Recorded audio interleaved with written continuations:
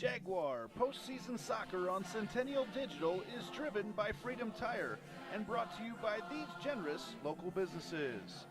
Nick Jarash Fitness, Kristen Geiger with Remax Precision, Wilson Toyota, Weichert Realtors, the 515 Agency, Gershman Mortgage, Lane Family Wealth Management, Sinorama Ankeny, Wendy Thompson, an affiliate of Humble Travel, Springer Floor Care, Sonny's Pizza Bistro, Lamberti Goki Lucci Law, Hearts of Ankeny Animal Hospital, Cabaret Sports Bar and Grill, the Iowa Rush Soccer Club, Ted Sandine Photography, the Ankeny Real Estate Group, U.S. Cellular, Made in the Shade, Wheeze Tees, the Edward Jones Office of Kent Patterson, and Lincoln Savings Bank, member FDIC.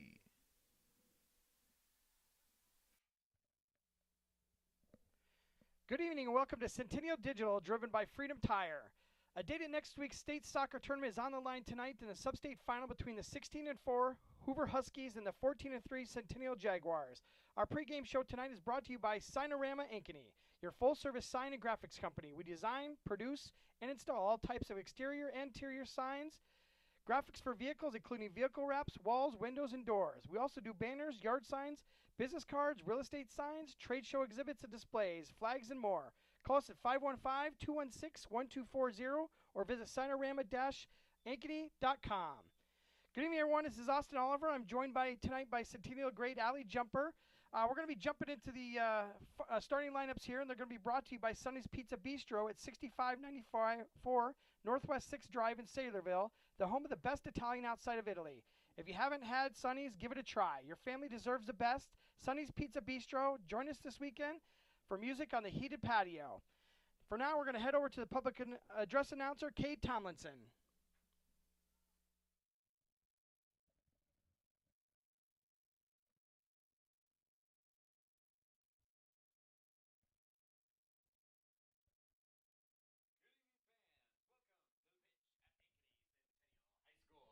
Tonight's 3A Region 7 Sub-State Final.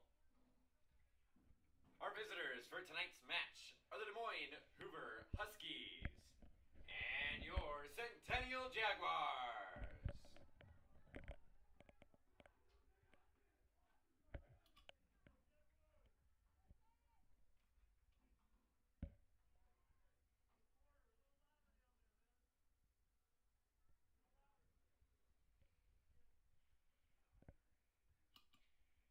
It's time to meet tonight's starting lineups.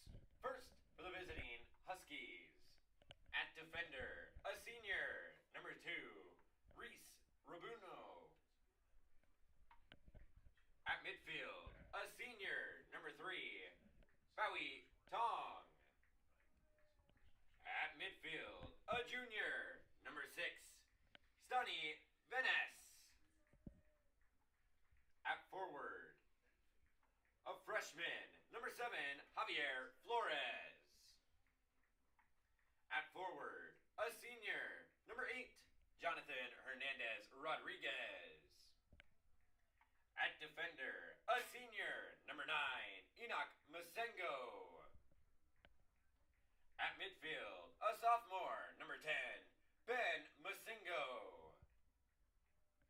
At midfield, a senior, number 12, Kiki So.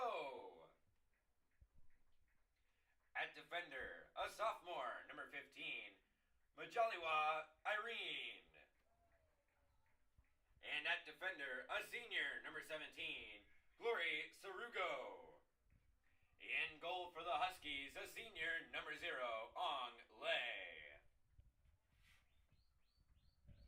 And now, the starting lineup for your Centennial Jaguars. At defender, a senior, number 2, Evan Larson. At midfield, a sophomore, number 10, Ty Duax. At defender, a sophomore, number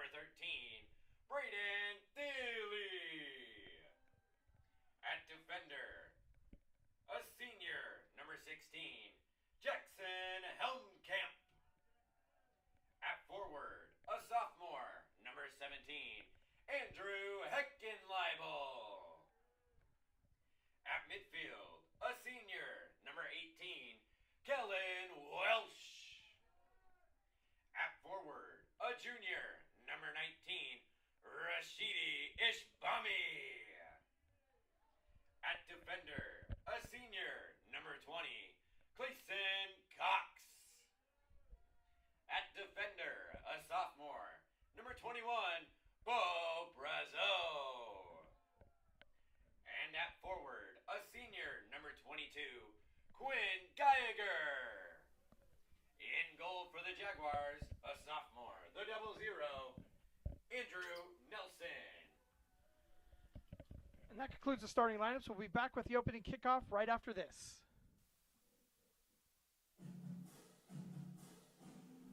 Jaguar postseason soccer on Centennial Digital is driven by Freedom Tire and brought to you by these generous local businesses: Nick Jarash Fitness, Kristen Geiger with Remax Precision, Wilson Toyota, Weichert Realtors, the 515 Agency, Gershman Mortgage, Lane Family Wealth Management, Sinorama Ankeny, Wendy Thompson, an affiliate of Humble Travel, Springer Floor Care, Sonny's Pizza Bistro, Lamberti Goki Lucci Law, Hearts of Ankeny Animal Hospital, Cabaret Sports Bar and Grill, the Iowa Rush Soccer Club, Ted Sandine Photography, the Ankeny Real Estate Group, U.S. Cellular, Made in the Shade, Wheeze Tees, the Edward Jones Office of Kent Patterson, and Lincoln Savings Bank, member FDIC.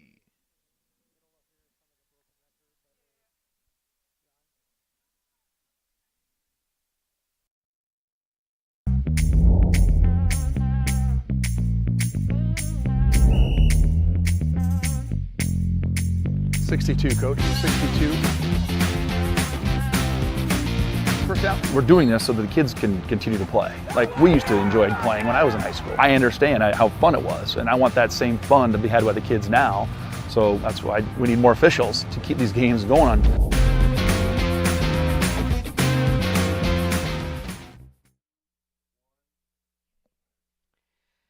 Well, good evening, everyone. I'm Austin Oliver. I'm joined by Centennial grade Allie Jumper. And Allie, I hate to be like a broken record tonight, but it's almost exactly the same weather conditions that we finished up last night with the Gals game. We had a dry Monday for the semifinal game, but here we are with rain, blustery, and not so good conditions here. So what kind of things are going through your head as we get out here on the field and get ready from some of your past experience? Yeah, you definitely want to walk off this field tonight knowing that you left it all out there and that there's no more effort that you could have given. You also want to take into account the weather conditions and make sure to watch for any extra little skips in there and just make sure you watch the ball come to your foot. So we got the Hoover Huskies. They'll be playing the ball in first. They'll be on your right, moving to the left. They're going to be in white with the green shorts. The Centennial Jaguars will be on your left, moving to the right in all black. So pretty easy to differentiate everyone tonight. The Huskies come into the game tonight with a 16-4 record, so they've definitely played some games and played very well over the season. And the Jags coming in with a 14-3 record. I think, Allie, we're going to see a real good matchup tonight, correct? Yeah, I'm really excited to see how this game goes. I'm really excited for some good soccer. And then the weather being the big level playing field, the Husky defender plays that in really long. It was a great first kick. Got some good touches. Good ball control. When the Huskies takes it out of bounds, it'll be a Jaguar throw-in on the near side. So doing a little bit of research before the game started here with this Husky team. They're coming in well-tested and just some really unique situations with them. We got a real melting pot of Americana with this group. I think we just read an article. It had 14 different countries is where all these different students come from. So just a really unique situation with this team. Yeah, absolutely. And I think in the article it talked about how a lot of them are first generation students, and that's really exciting to see them out here and playing the sport they love. Yeah, I think saw some little bit of coverage on them playing in their original countries and playing with any type of thing they could get their hands on to be a ball. So really good to see this kind of experience out here for the Hoover Huskies tonight. So a ball sent out the back side. There'll be a goal kick for the Huskies, taken in by one of the defenders. Now, that's something you see every once in a while is instead of the goalie taking that first ball and kicking it out of there, they bring a defending player back there to take that. To as we kind of see this player develop, we'll kind of maybe go, okay, we can go back to it now. But what's the thinking behind that, and what's the strategy with having somebody else take that kick? Yeah, typically it's because they can kick it farther than the goalkeeper, but one disadvantage there is that they have one less player out on the field, one less player you can pass to. So typically you want to see the goalkeeper take the kick, but if somebody's significantly better, then that's the best option. Looks like that's probably the situation with how long these kicks have been launched out there. It's definitely a weapon for them to get down the field and get right into the offensive zone for the Huskies with that first kick. Quinn Geiger taking a first ball in, throw in.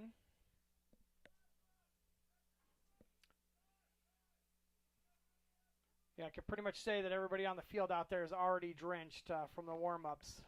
I got pretty wet myself even just walking up here to the press box, but we're welcoming everybody that's watching at home and is able to view the game here instead of coming out and sitting in the wet stands. We appreciate everybody being here. I want to take a special second to call out some of our postseason sponsors.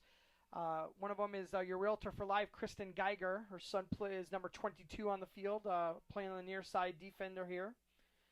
We really appreciate her support for the postseason play.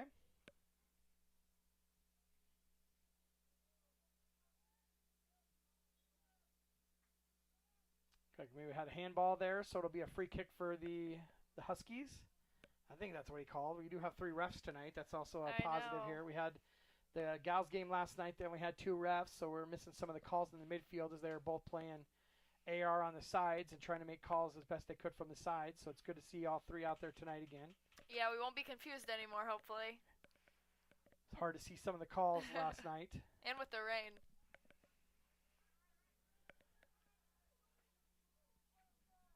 Husky stringing together a couple passes here. Ball goes out of bounds. It'll be a Husky throw-in.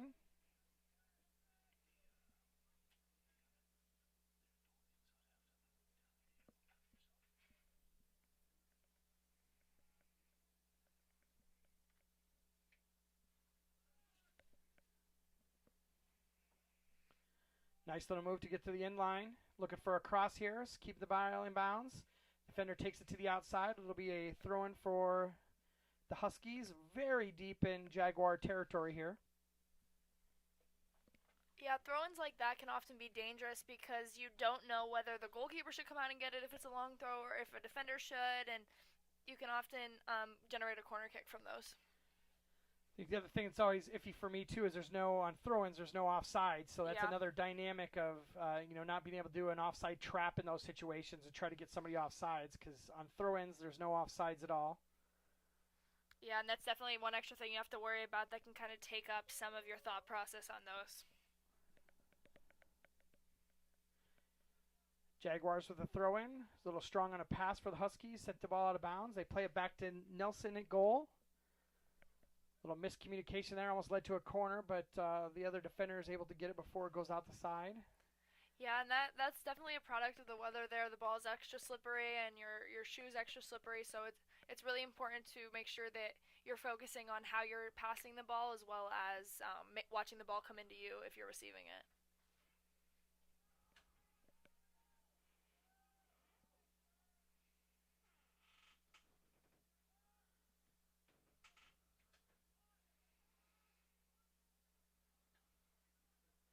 I think the Jags got to look to get Duax the ball here in the middle. I think he just touched it and sent the ball in deep. A little bit too strong there. It'll be picked up by the goalkeeper.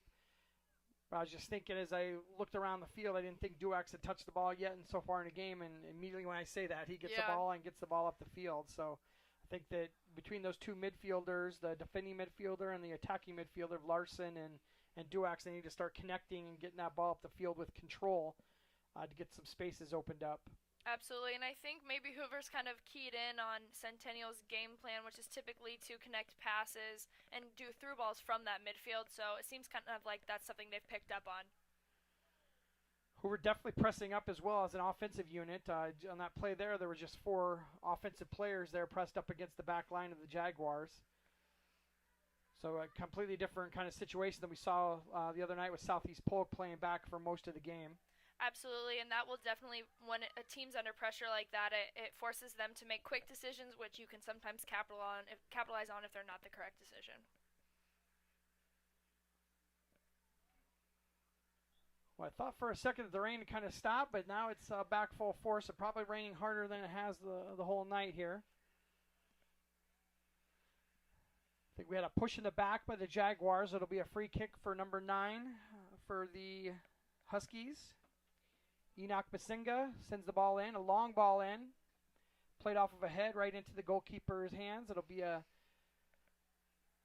played by the goalkeeper out of the box here.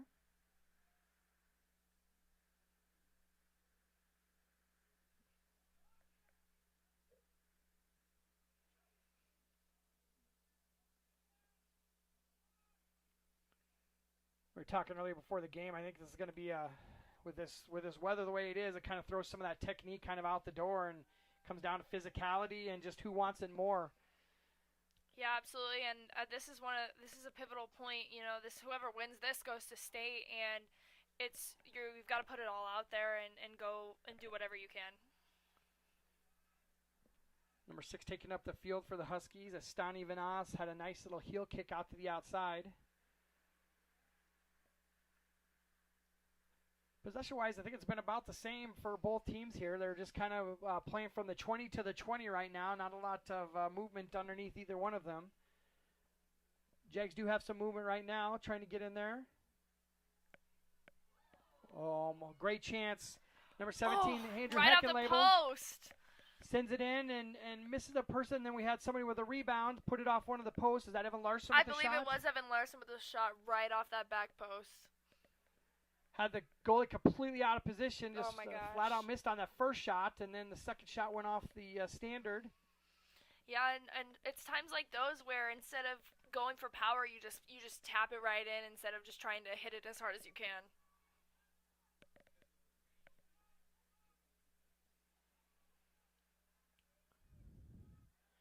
Heckenlabel did a nice job of controlling that ball inside the box there and actually held it for about 10, 15, or 10, maybe 12 seconds there before he was able to move up and take that first initial shot or cross. It actually turned it out to be, but had some nice possession really deep in the box there. Absolutely, and that's one of the things I love about how Heckenlabel plays. He loves to take players on the dribble and creates a lot of opportunities for his team.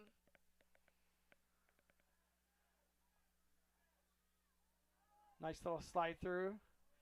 Goalkeeper comes up, plays it, but it is not able to control it. But thankfully, Centennial is able to get that ball out and sweep it out of there.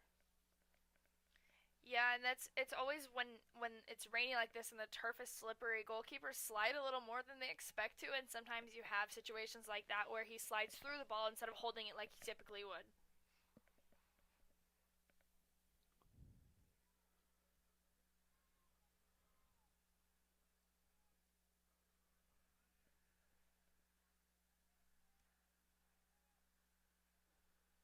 Nice play to get an opening. Got a cross there. Gets in front of the goalkeeper. Touched by a Jaguar defender.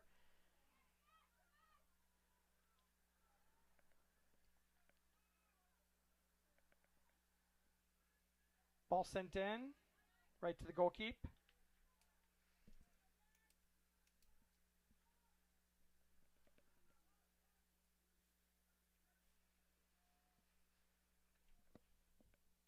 Nelson sends it back into play.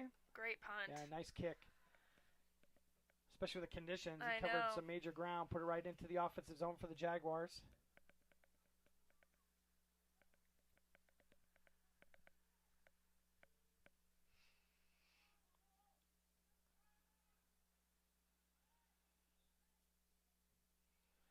The back line isn't afraid to put that ball down into offensive position right away on that first kick. We've seen numerous times where they tried to send it in.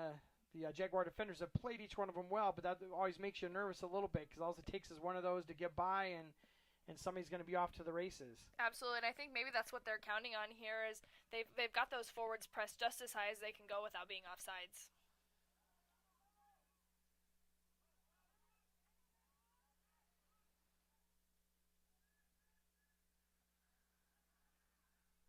Huskies sliding, putting some passes together. Wasn't able to get a good first touch on that ball, and it dribbles into the goal keep. Nelson will put it back into play.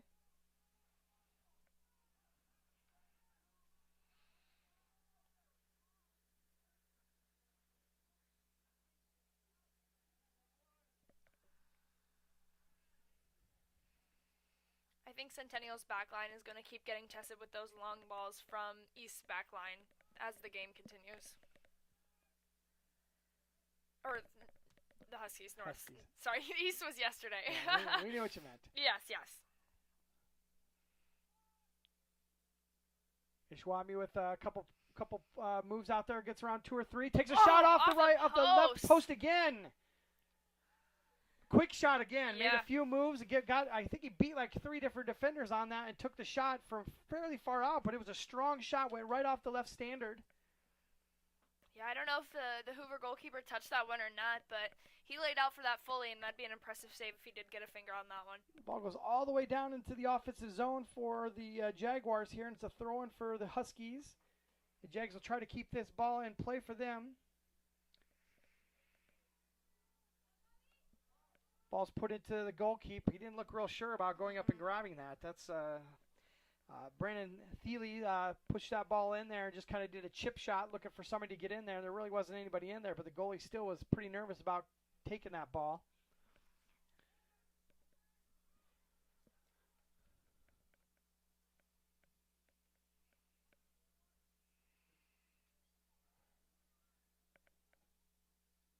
Nice job by Heckenlabel to keep that ball in bounds. And then one of the defenders takes it out. Quinn Geiger in for the throw-in.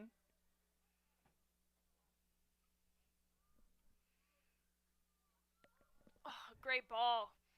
Another chance here. Goal is already position. Ishwabi, is there going to be a offsides? No offsides. Ishwabi for the finish. Goal number 1, 1-0.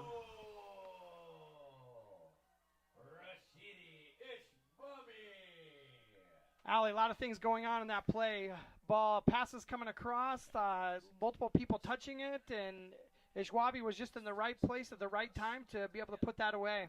Yeah, absolutely, and that was a great job by him to just be aware on that backside, and that's a great play because typically when you come in late like that, the defense doesn't really look and see that you're there, and you just have a shot just like that one.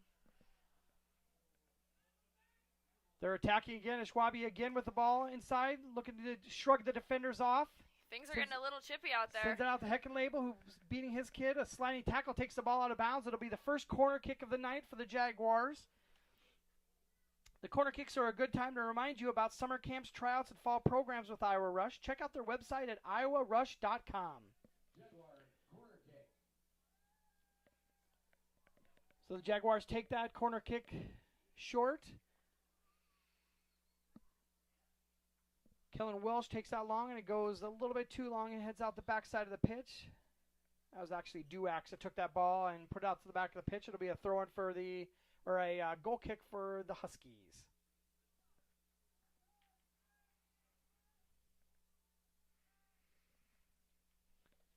I was just afraid that Ishwabi was going to get called for offsides there at the end. There was a lot of players in the box there, so it was a good deal that he didn't get called for anything. Yeah, and typically when it bounces off another player like that, it's typically not offsides unless he was well offsides before the play. Off of a foul, the Huskies put the ball back into play. And then another foul by the Huskies will lead to a free kick for the Jaguars. Seems like Hoover's kind of gotten a little frustrated after that goal. Maybe they're not used to getting scored on first, and especially pretty early on. So I'm interested to see how and if they bounce back from this. It's the mental game of soccer, just to stay in your game plan, not deviate from your game plan of what you've been set up to do all year, and for especially on a night like tonight. Yep. For Rashidi, that's his 17th goal of the year. Congratulations for him. Great goal total.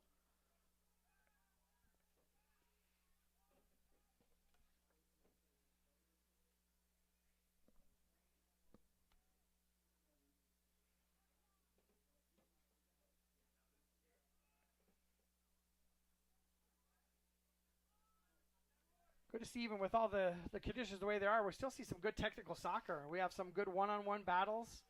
One going on right there, Evan Larson and the Hoover offensive player going right at it with each other. Leads to a foul for the Jaguars. They'll have a free kick here. Hopefully we don't get a repeat of Monday night. For those of you who are watching on Monday night, we had about the same spot that we're in the field right now. We had a red card that was issued right before the first half ended. That was kind of a major part of the game. Ended up having the Southeast Polk Rams going down a player for the rest of the game, and led to several goals in the second half. But was some interesting drama for the game for sure. And it is getting a little chippy out there right now. So yeah, hopefully the ref keeps it under control. Yeah. Andrew Heckenlabel's quite a few touches there. Idea. Almost had an opportunity to hit Brandon Thiele in stride there to get right one-on-one with the goalkeeper. We have a foul. Got a yellow card. That's not purposeful. Got a yellow card for Evan Larson, it looks like. He'll be replaced by number 9, Lucas Cowman. Interesting. I didn't really see much going on there. The only thing I could think of is maybe a foul from the back. He went in for a slide tackle and missed, and really didn't hit the guy hardly at all. I think maybe the ref's just trying to use this opportunity to get control of the game and show people that he's not afraid to deal out cards. But I don't know if I think that one was deserved. It wasn't purposeful at all. And really, we've seen a ton of slide tackles already tonight because of the conditions that they feel like they could go down. Yeah, I was going to comment on that earlier, that especially from the Huskies, we've seen them going to the ground a lot on their tackles. Ball played nicely, flipped the field. Things like Heckenlabel's beat 2 of his defenders. He's looking to send the ball back in. Sends the ball in off of a Husky defender, and it's trickling on the side, but it looks like it's controlled by the Jaguars, then stolen by the Huskies, and they send it out, sweep it out. I think we had 2 defenders run into each other and took each other out on Heckenlabel's nice couple moves that he had right there on the end line. It was a nice little move. Yeah, got him some space. He's always breaking ankles out there.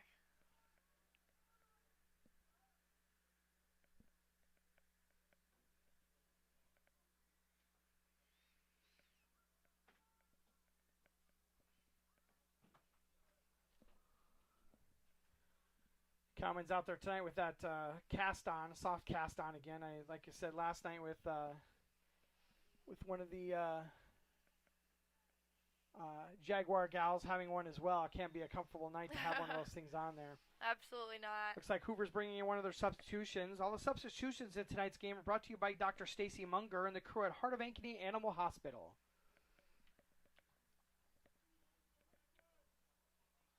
With that yellow card, Evan Larson has to sit out for, I believe it's 5 minutes, so that could be a good time for Hoover to capitalize here, given that Evan Larson is always a driving force in that midfield.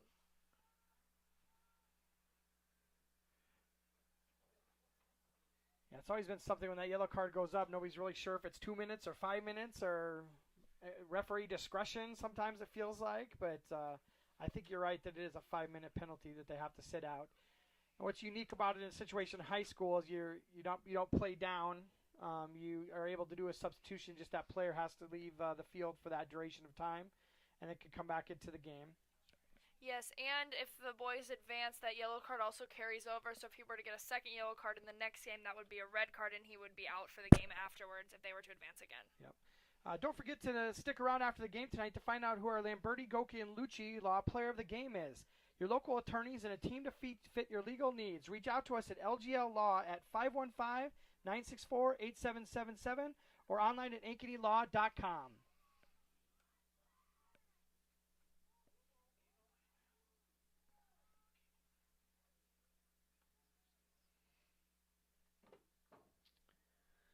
think the Jaguars are starting to exert a little bit of possession control here for sure. Yeah, it seems like that goal is giving them momentum, but the Hoover back line has started to get a little more aggressive back there and started to push a little bit more than they did, which is causing the Jaguars to really struggle holding the ball.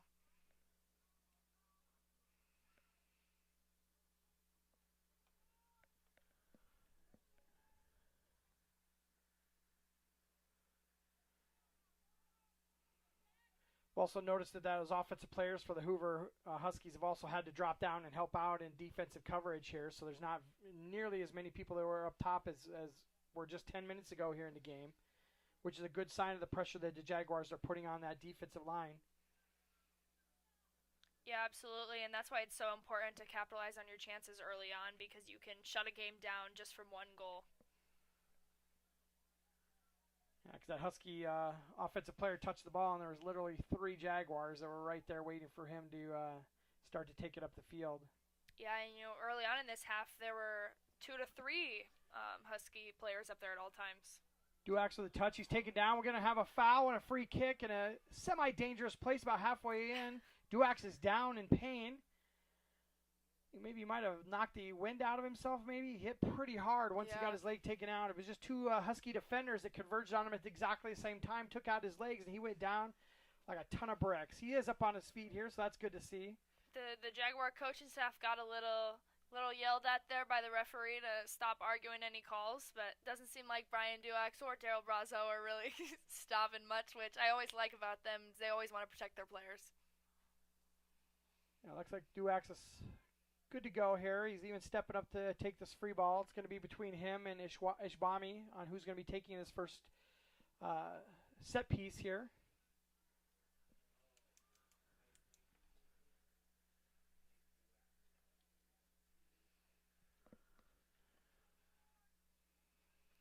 A little gamemanship there by 21 just coming into the game. Runs in and runs right over the top of the ball, right in front of the field of view for the guys setting up to take the free kick. Looks like it's going to be Ishbami taking the free kick. Strikes it with his right foot. And I think it went right, but I didn't really see where it went. I think it went pretty far right. So I think he went for power on that one. He definitely did. He struck it hard, but he just a bit outside.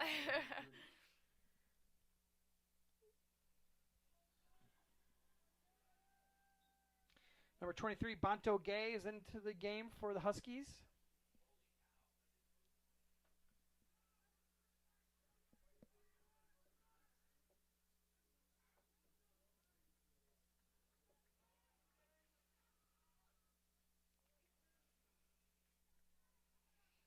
These guys are drenched.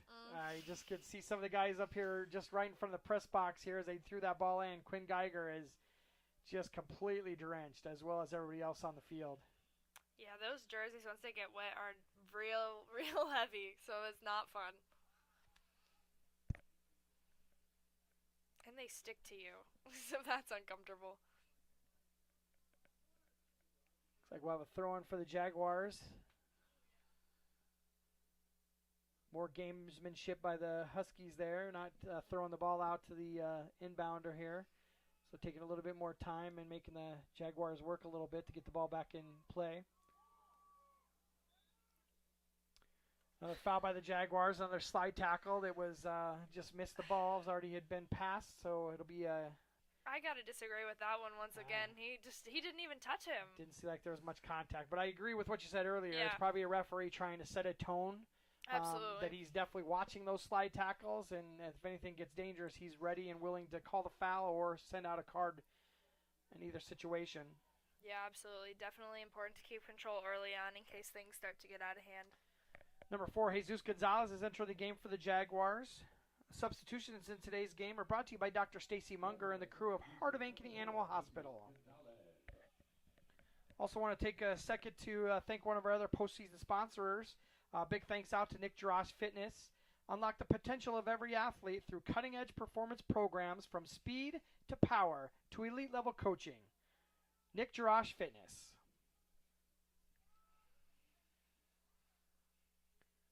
So, Allie, we're halfway through our marathon of games this week, Monday, Tuesday, Wednesday, and Thursday. I think we may get another rainy game again tomorrow, but two real solid games we've been presented with here with Jaguars against Hoover.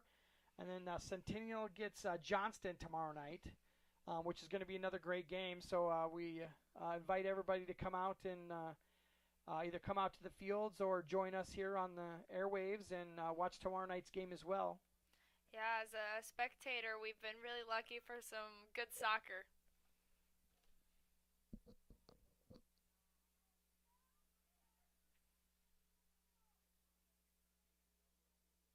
Still a 1-0 lead for the Jaguars on a score by Rashidi. About 14 minutes left to go here in the first half.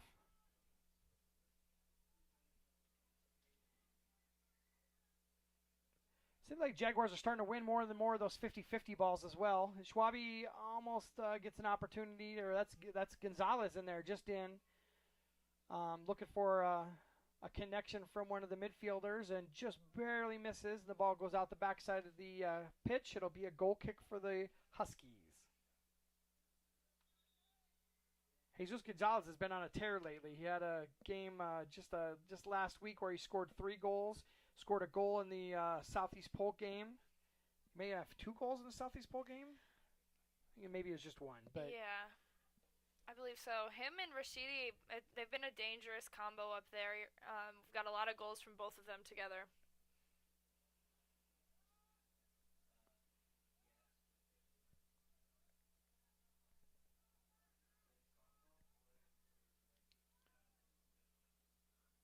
Hoover defense takes that ball straight out of bounds. Give them an opportunity to get the defense set back up. The Jaguars take it in quickly. Gonzalez to Killen Welch.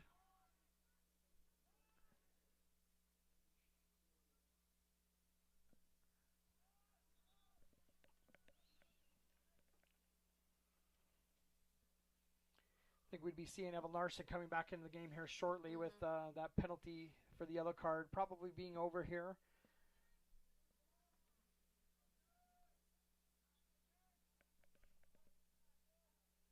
But with the rest of the team playing well, maybe a good opportunity to just get him a rest as well. Typically those defending mids and the offensive mids don't come out of the game very often, so maybe a good opportunity for him to get a rest and just have a strong second half if the offense seems to be moving very well without him in there as well. Yeah, absolutely, and we saw him play most of the game against Southeast Polk, so I think it's good to get him a rest here with 12 minutes remaining in the first half.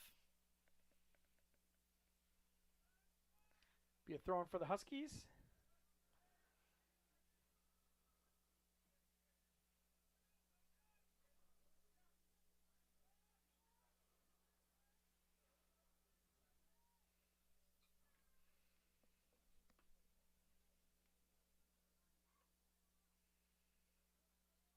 Well, there's a lot of game to be played, but it looks like some of this passing from the Huskies just seems very desperate. You know, they're trying to force things that where there's defenders that are there sitting there ready to go, and just not making very smart passes at this point right now. Yeah, and I believe that change came from that goal, so it's going to be really important for their team and their coach at halftime to discuss that change and try to make that change at halftime if they want to try to stay in this game. Ty Duax just came back into the game. One of the substitutions. And the substitutions tonight's game are brought to you by Dr. Stacy Munger and the crew of Heart of Ankeny Animal Hospital.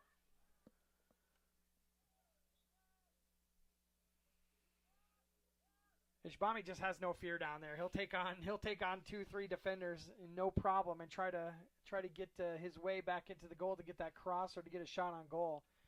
He is definitely fearless on taking on multiple defenders. Yeah, bravery is important, and I love it.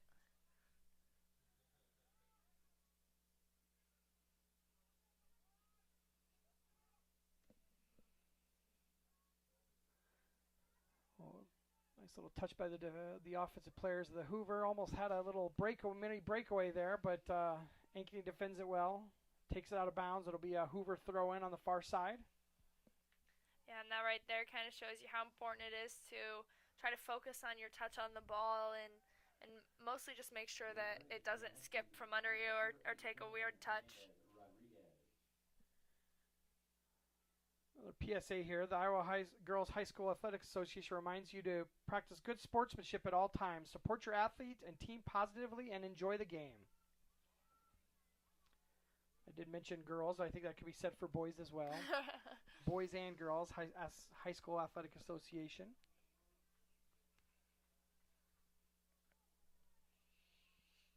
It'll be a throw-in for the Hoover Huskies deep in Jaguar territory. First touch sends it right back out of bounds. It'll be another Jaguar throw-in. Quick throw-in to Rashidi.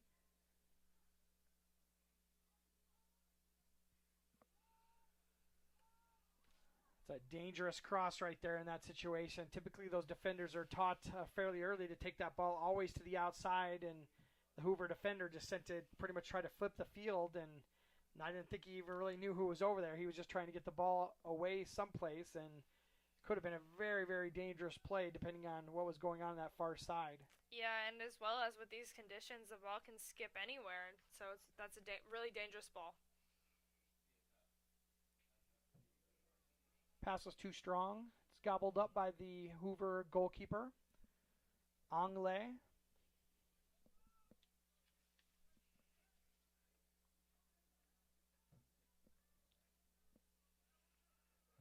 Lucas Cowman battling out there for the Jaguar defense.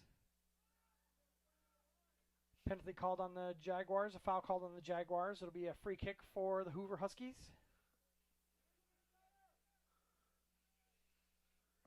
Sometimes you like to see the refs let him play, but I think as long as he's consistent in his calls, it'll be okay.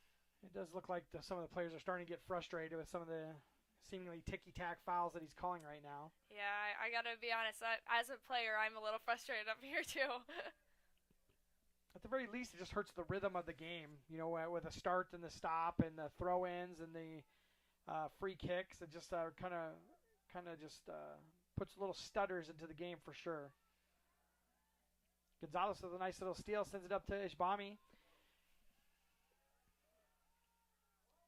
They were trying to get it to streaking Andrew Heckenlabel, but aren't able to get it there. Another foul. I think that really was a foul this time, wasn't it? I don't know. I thought he got a ball on that one, and I thought maybe the player kind of was a little dramatic, Yeah, but a little bit of embellishment on that one. yeah, I guess we'll see if there's any more calls like that. Strong play in. Great ball.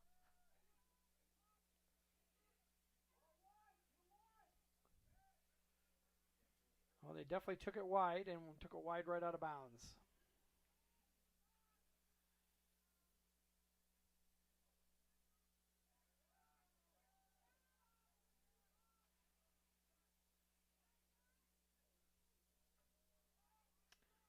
Nice little exchange by both teams there. We got 3 headers in a row by one of the Hoover players and 2 of the Ankeny players to move it up the field.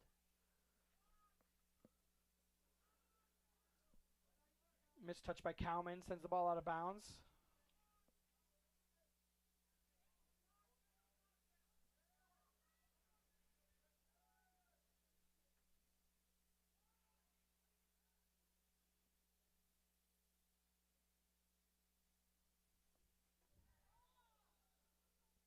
A foul finally going the other way. Jaguars will be set up with a free kick about 40 yards out of the goalkeep here. Looks like Duax is stepping up to take this free kick. I think that's Duax, isn't it? See the drips of the window here. I'm not really sure if it is or not. Trying to look over the rest of the people that are there. I'm pretty sure it is Duax. We've got a blurry view up here. Duax sends it in. Nice Good ball. On the ground. Trickles out to Geiger.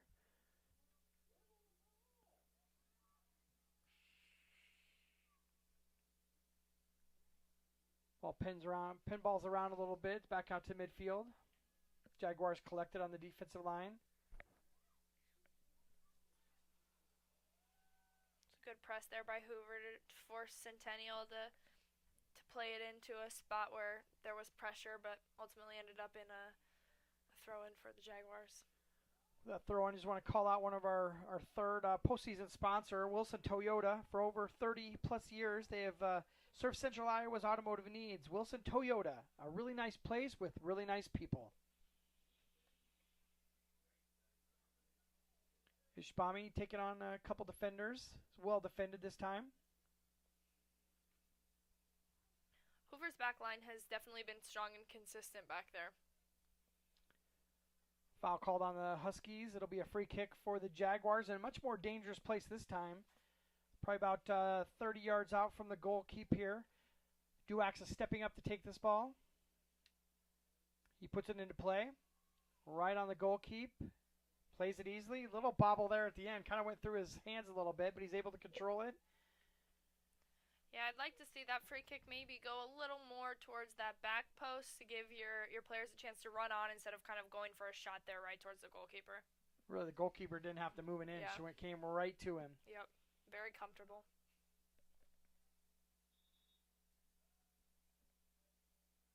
Three substitutions coming in for Hoover. Hoover substitutions, number 7, number 21, and number 2.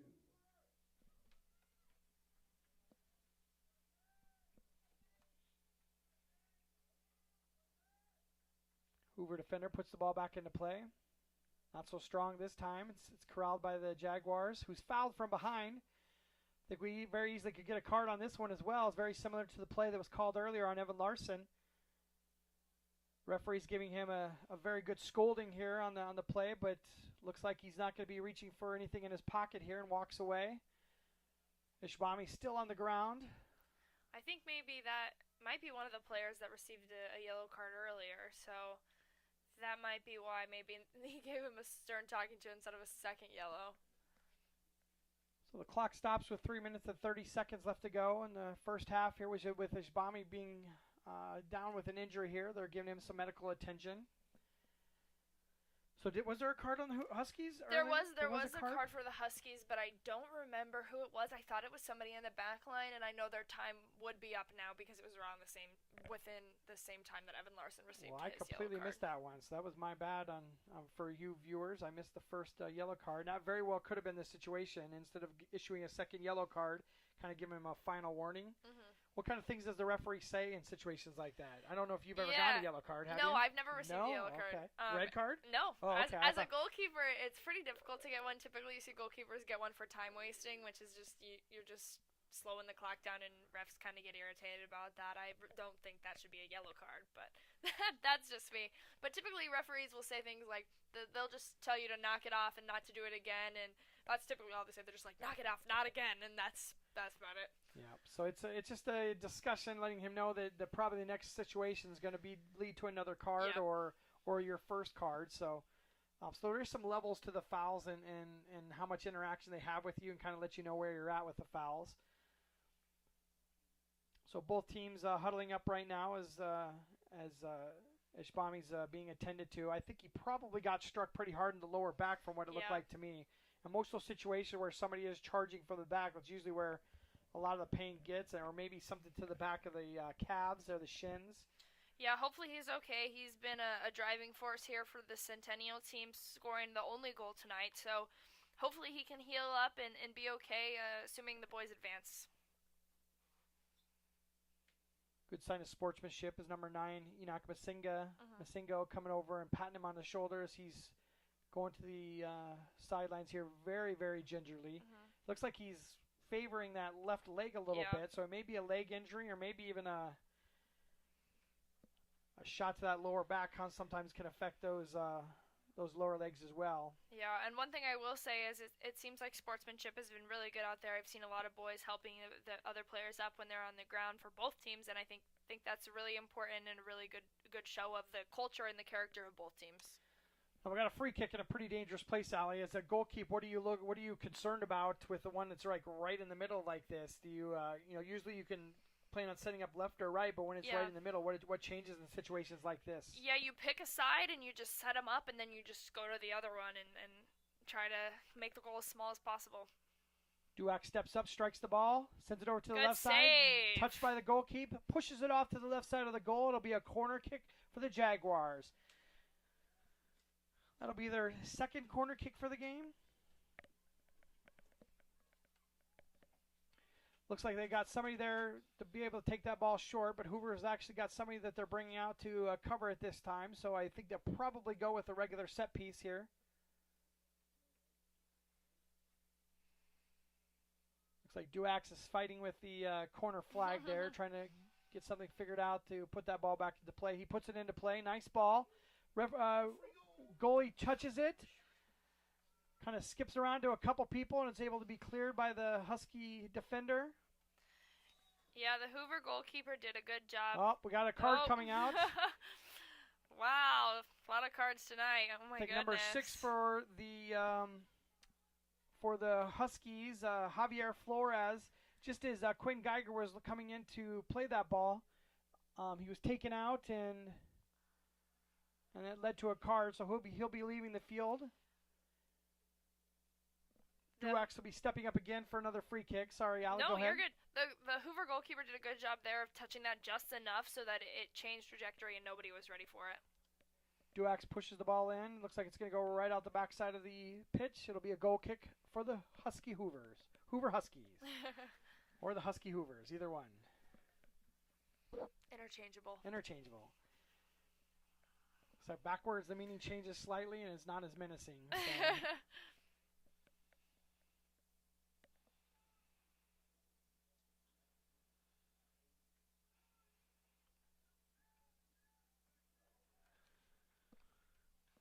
Nice job by Geiger playing a little box out like a rebounder in a basketball game to shield that ball as it rolled out of bounds to get the throw in for the Jaguars. Andy did a good job to play it quick as well. Urgency catches a lot of people off guard, and it's important to always try to play as quickly as possible. Yeah, especially with 1 minute, just a little bit over 1 minute left to go here in the half. The Jaguars would love to sneak another one in here at some point. Yeah, and that'd be good as we're closing out this first half for them to maybe get another goal because, you know, all the Huskies have to do is come into this game, this second half with more momentum and possibly tie the game up real quick.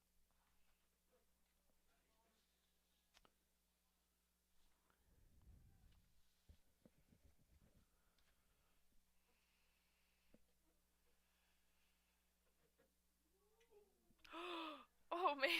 Just lost a tent on the sidelines. It just the wind caught it and blew over, and everybody's scrambling to get that set back up. 30 seconds left to go here in the first half. 1-0 lead for the Jaguars off a goal by Ishbami. Yeah, I don't know if the live stream caught that one. They're still fighting with it as we speak here.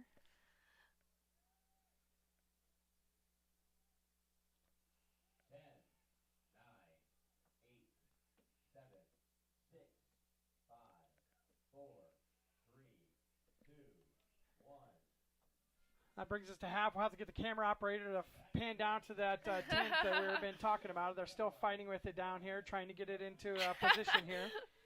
But we'll be back in a minute with the Gershman Mortgage halftime show right after this. It's a 1-0 lead for the Centennial Jaguars.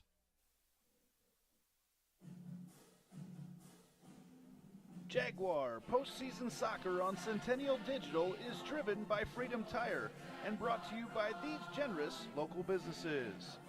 Nick Jarash Fitness, Kristen Geiger with Remax Precision, Wilson Toyota, Weichert Realtors, the 515 Agency, Gershman Mortgage, Lane Family Wealth Management, Sinorama Ankeny, Wendy Thompson, an affiliate of Humble Travel, Springer Floor Care, Sonny's Pizza Bistro, Lamberti Goki Lucci Law, Hearts of Ankeny Animal Hospital, Cabaret Sports Bar and Grill, the Iowa Rush Soccer Club, Ted Sandine Photography, the Ankeny Real Estate Group, U.S. Cellular, Made in the Shade, Wheeze Tees, the Edward Jones Office of Kent Patterson, and Lincoln Savings Bank, member FDIC.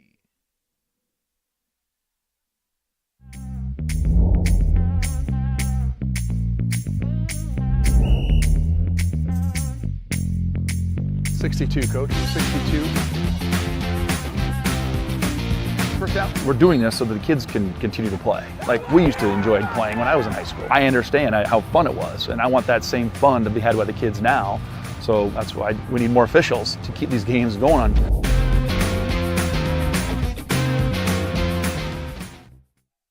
Welcome Welcome back to the Gershman Mortgage Halftime Show. We're here today in the offices of the Iowa Rush Soccer Club, and I've got Kirk Artis with me here today. Kirk does a lot of work with the club. I don't even know your official title.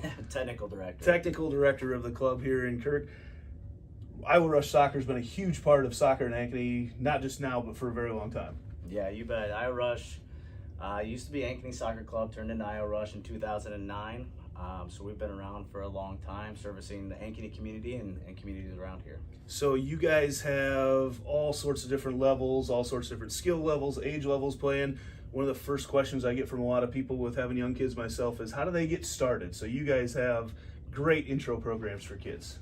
You bet. So we encompass our mission statement, which is to provide soccer for players of all ages and ability levels.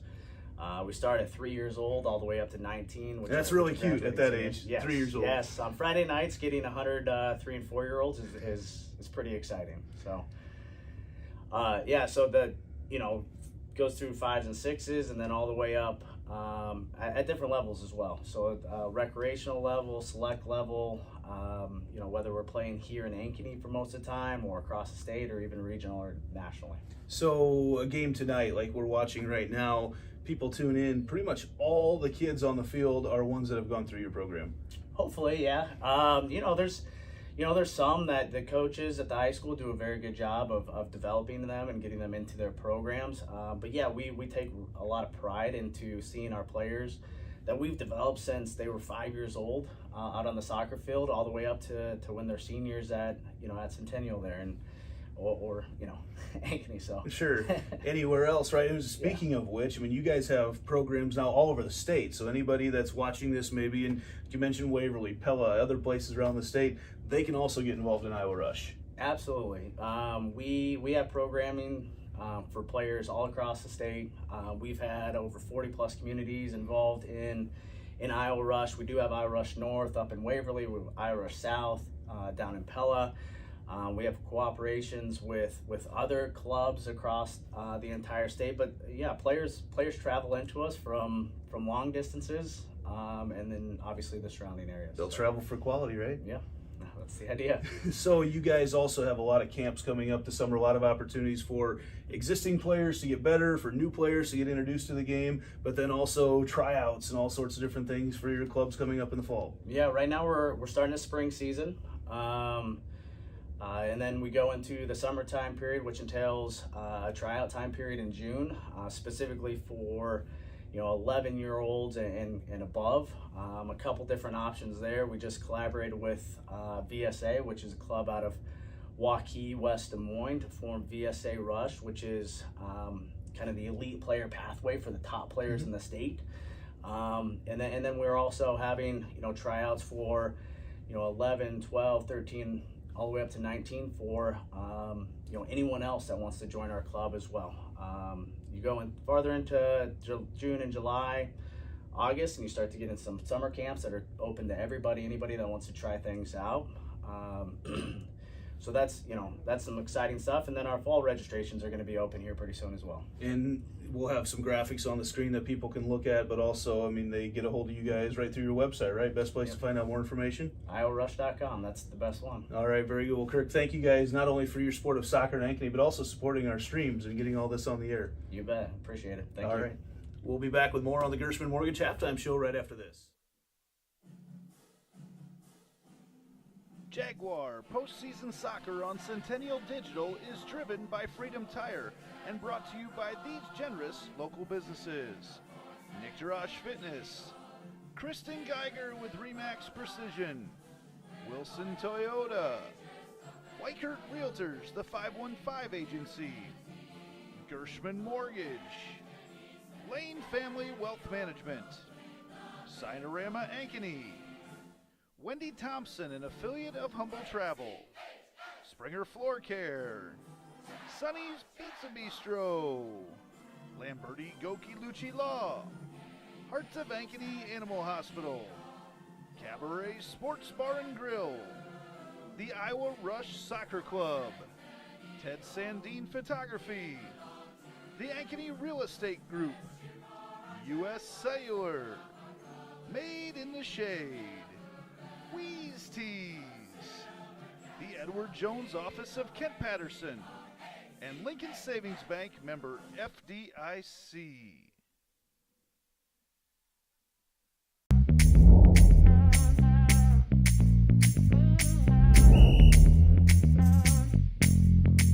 .62, Coach. 62.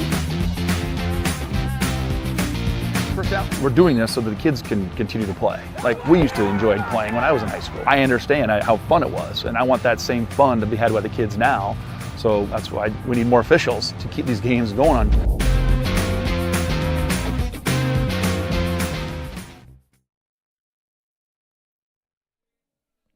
Welcome back to the Gershman Mortgage Halftime Show. Gershman Mortgage, a Midwest premier mortgage lender, is proud to support all Ankeny sports. Whether you're looking to purchase a new home, vacation home, upgrade or remodel an existing home, or refinance your current mortgage, Gershman Mortgage is here to help.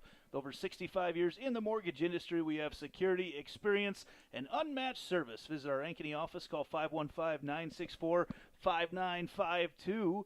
Or visit www.gershman.com to get pre-approved today. Gershman Mortgage, NMLS number 138063. Andy Pollack in here with you in the U.S. Cellular Studios at halftime of Substate number 7, where Ankeny Centennial leads Hoover Huskies right now 1-0 on a Rashidi Ishwami goal.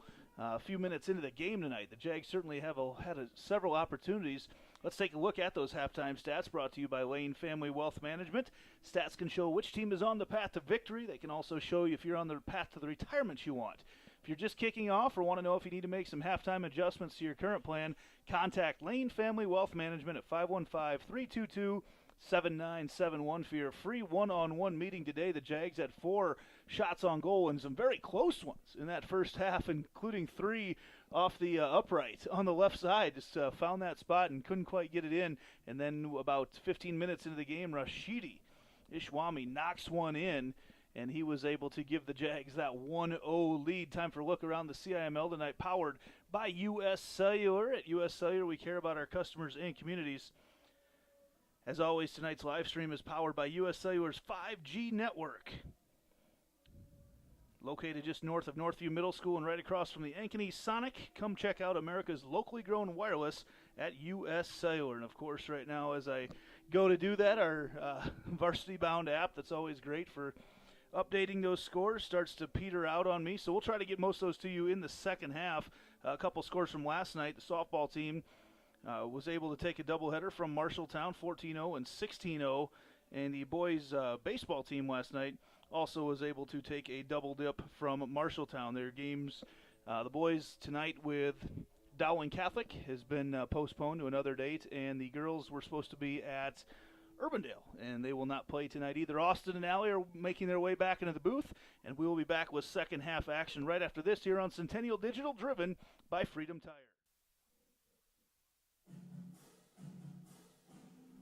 Jaguar postseason soccer on Centennial Digital is driven by Freedom Tire and brought to you by these generous local businesses: Nick Jarash Fitness, Kristen Geiger with Remax Precision, Wilson Toyota, Weichert Realtors, the 515 Agency, Gershman Mortgage, Lane Family Wealth Management, Sinorama Ankeny, Wendy Thompson, an affiliate of Humble Travel, Springer Floor Care, Sonny's Pizza Bistro, Lamberti Goki Lucci Law, Hearts of Ankeny Animal Hospital, Cabaret Sports Bar and Grill, the Iowa Rush Soccer Club, Ted Sandine Photography, the Ankeny Real Estate Group, U.S. Cellular, Made in the Shade, Wheeze Tees,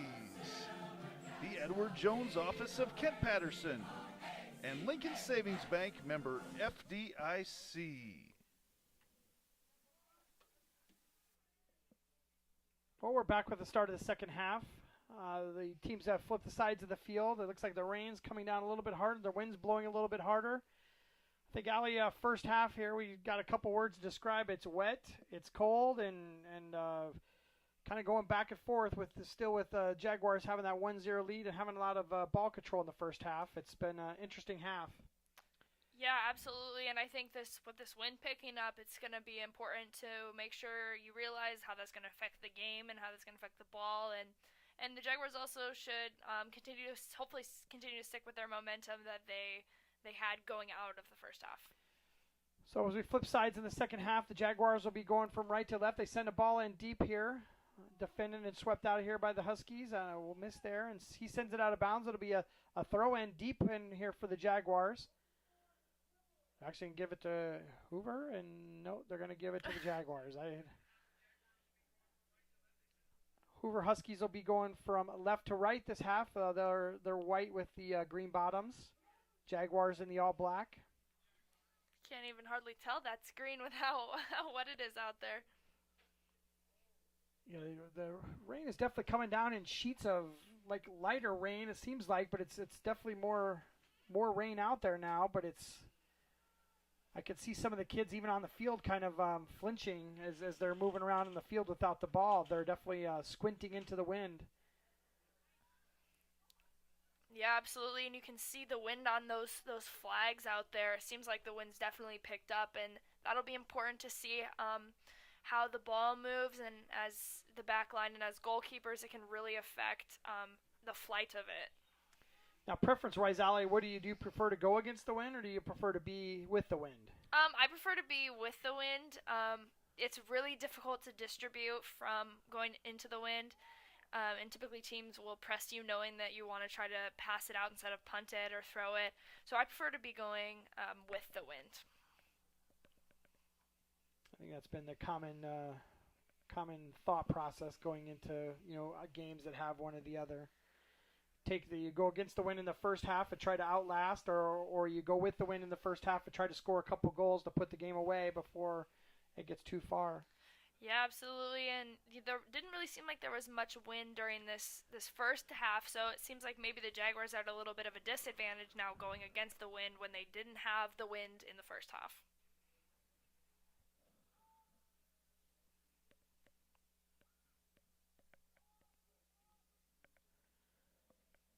Huskies with a throw-in on the far side of the field.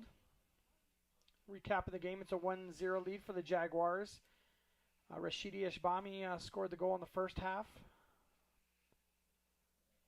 But like we were talking in the break alley, it could easily be a much higher score with some of the opportunities that the Jaguars had in the first half. Knocking a couple balls off of the goal posts.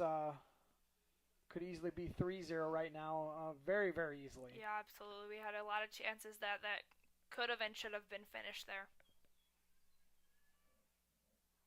I do want to say hello to the Centennial girls team that's watching at a watch party tonight. So, hey guys, and good luck tomorrow.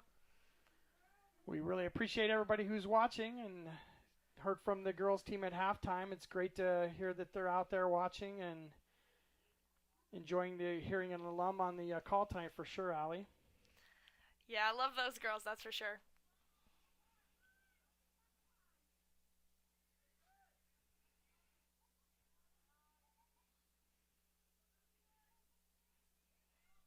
Some play kind of bouncing around back and forth through the midfield here. Both teams had a little bit of possession and a couple passes, but goes out of bounds off of the Huskies. It'll be a throw-in for the Jaguars.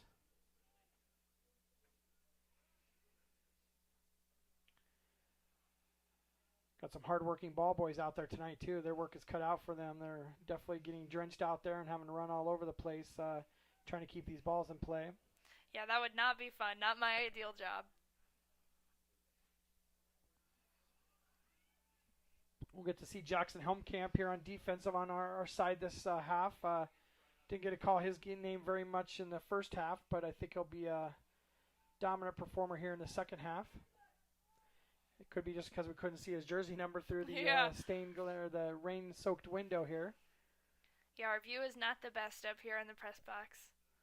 We are dry, though. We are dry and warm. Yeah, dry and warm.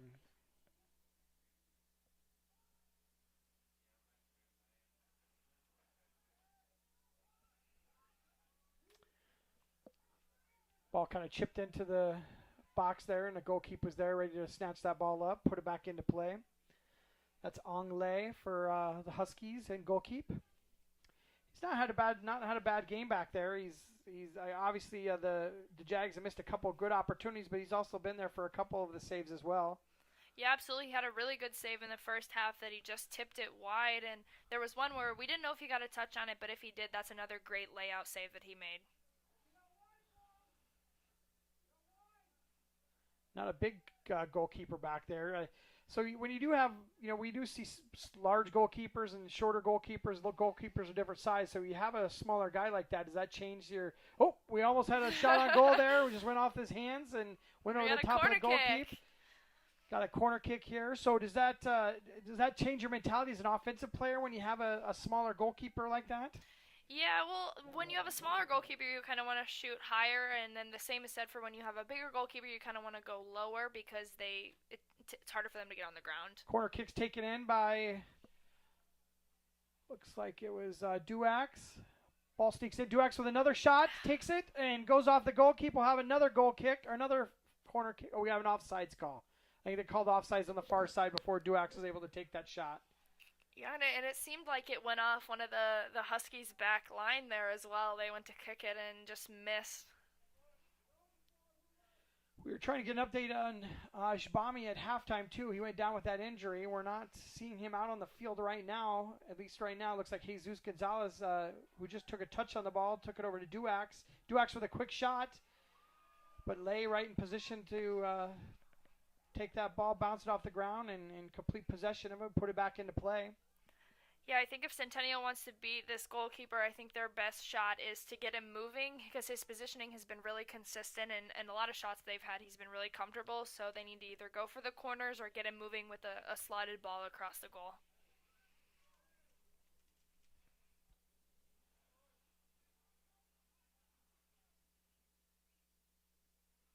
I think we saw in the first half and then early here in the second half, the one-on-one situations he's going to be pretty good with, but the situations where we've had good shots on goals, where we've mixed it up with a couple different players attacking and him not knowing where the ball's going to go to be able to get a good, clean save on it, and has caused some problems, led to some shots on goal. Absolutely, and it seems like the Hoover backline has kind of struggled with those slotted crosses on the ground there. They've kind of run through everybody, so it's important for the Jaguar players to continue to do that, but also to make sure that they're there so the ball doesn't roll across and nobody gets on the end of it. Nice pass from the Hoover Huskies into play. Clayson Cox there to defend, and the ball goes out the backside of the pitch. It'll be a goal kick for the Jaguars. Andrew Nelson getting one of his first. I don't remember him even having any goal kicks even in the first half. Yeah, that's what I was gonna say. Is we haven't really seen much from him. He hasn't really been tested by these Hoover forwards. I think the best times he was tested were early in that first half when Hoover was tied 0-0 and they had a high press going. Got a call from the mid-ref here. I'm not sure what he called here. Looks like it'll be a free kick for the Huskies here. Number 17, Danny Sarugo is stepping up to take this free kick for the Huskies.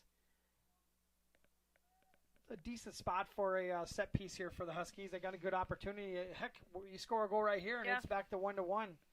Absolutely. So, the strategy here could be to swing it onto that backside and have your players run in. And he does exactly that. And it's headed down back to the direction it came from and swept out into the field by one of the Jaguar defenders. Ball goes out of bounds.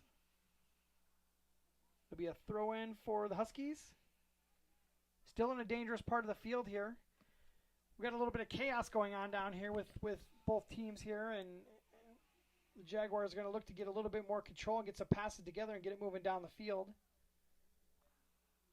That's good to see. We got Shbami coming back into the game. Looks like he's gimping a little bit here, but looks like he's back and ready to go. I'm sure he needs to get loosened up a little bit. And I'm sure his teammates are excited about that one as well. He's a hard worker, and he creates a lot of opportunities for them. Referee stops play again. An interesting stop of play because there was definitely some advantage there as they were moving up. I think there easily could have been a pass from that midfield out to Ishbami, who just came into the game and could have really been screaming down the corner of the field. But The referee wanted to stop the match again and definitely gave a stern warning again to one of the defenders for the Huskies. Yeah, and that's one of those times I'd like to see him let him play there. That was a great opportunity there for the Jaguars for the advantage that the game got stopped, and now it seems like things have kind of slowed down again.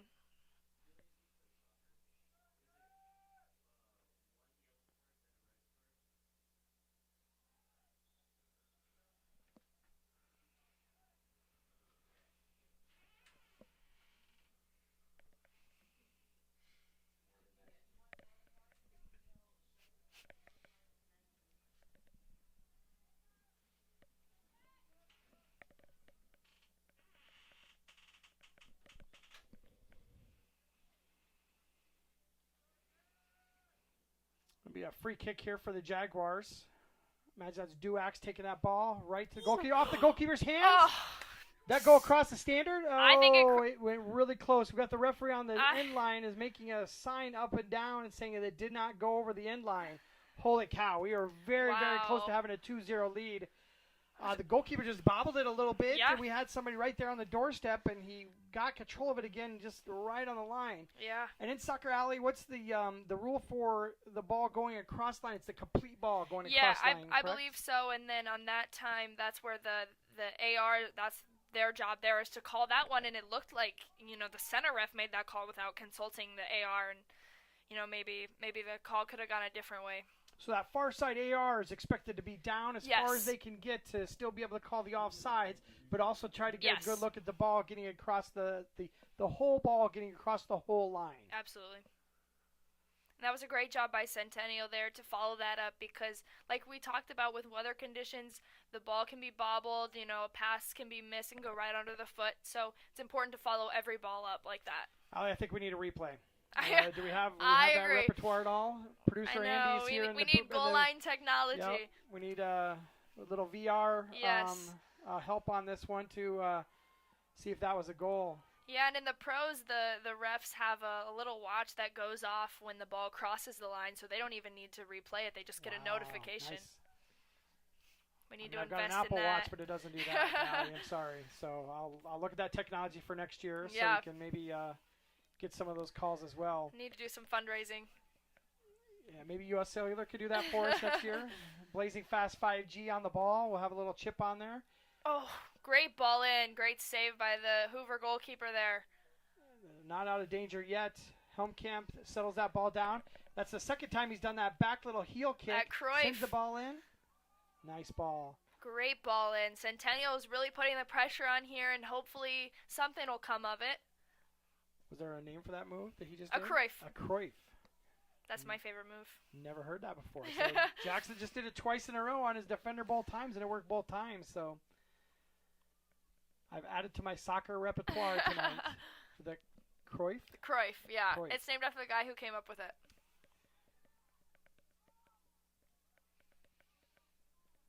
Pretty sure we can say Cruyff on air, right? Yeah, okay, we're good. We got that one cleared, so it is legal.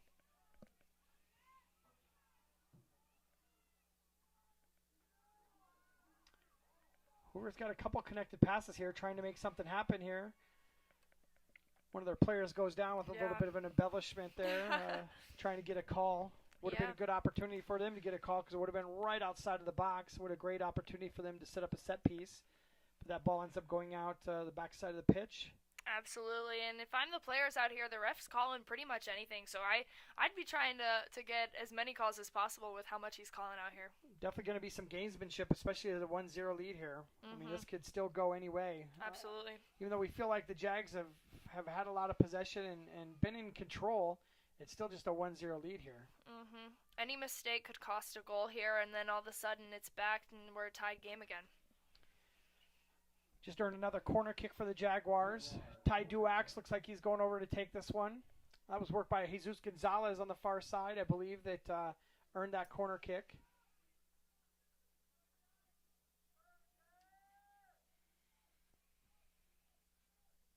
It may not have been Gonzalez. Duax sends it in. It's kicked out with a one-touch by the Hoover Huskies.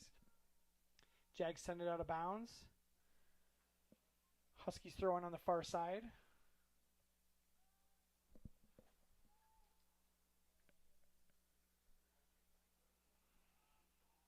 Thought we were getting some reprieve from the weather there for a few minutes there. They looked like the rain had stopped, but now it's back falling pretty good again. A foul called on the Jaguars. It'll be a free kick for the Huskies. Pretty far deep in their defensive sideline here. Yeah, and this player here for the Huskies has sent it long pretty much every time, and I'm sure that's what he's about to do again. It was a kind of sloppy play here as we started the first few minutes of the second half on both teams. Not really been a good connector. We had a couple different shots down here for sure that could have gone in, but since then it's been kind of sloppy on both sides. Yeah, great time-wasting tactic there by Centennial goalkeeper Nelson to wait for the player to come at him before he picked it up, because once the goalkeeper picks the ball up, they only have 6 seconds in their hands, but if they leave it at their feet, there's no time requirement. Yep.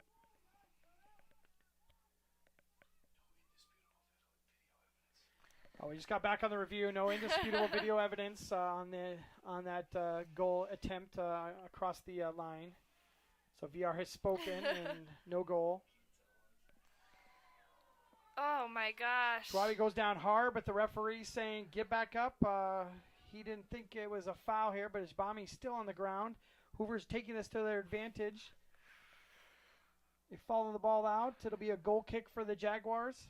Looks like he's really struggling to get up there. Hopefully he's okay, but, as we saw in the first half, he got hit pretty hard again. Looks like he's maybe favoring the other leg this time. I think it was his left leg as he came off the field last time, but it's his right leg now. But it looks like he's able to jog it off here. Best case scenario here would be for Centennial to get up 2-0 and maybe rest him.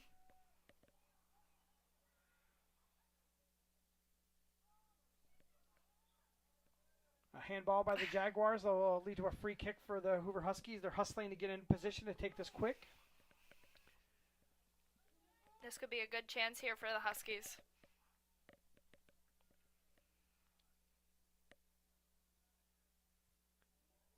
It's a dangerous ball right here. Yeah. Right, pretty much middle of the zone here. We got about a 25-yard shot here to the front of the goalkeep. He's setting up looks like a 4-person wall to the left side. He's going to be covering cover the wall on the right side, and he'll be covering the left side. Steps up, puts the ball into play, goes left, goes really far left, and it goes past the goalkeeper for a goal kick. Don't forget to stick around after the game to find out who our Limberti, Goki, and Lucci Law player of the game is. Your local attorneys and a team to fit your legal needs. Reach out to us at LGL Law at 515-964-8777 or online at ankenylaw.com.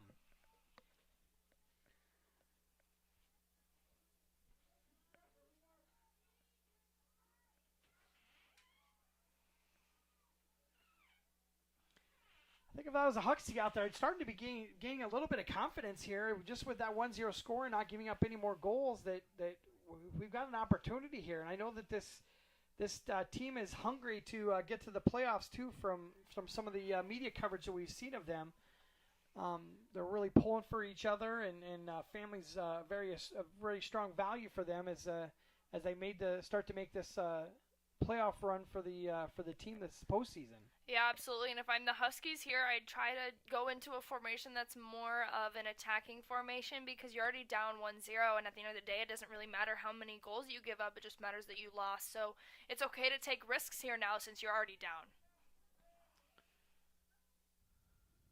Jags connect a couple passes and get it down into their offensive zone.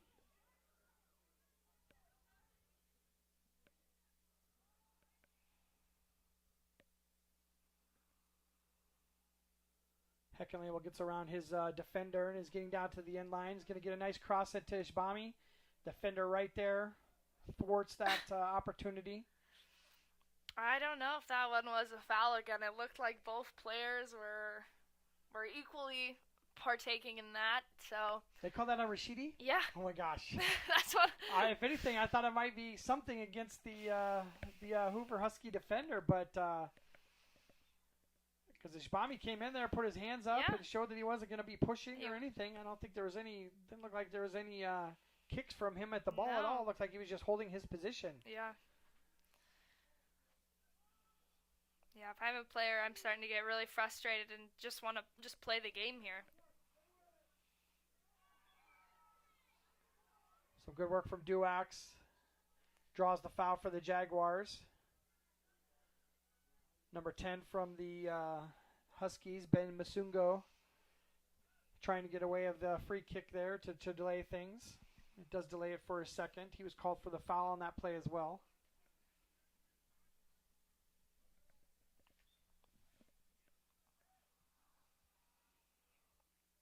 Helmkamp with a throw-in.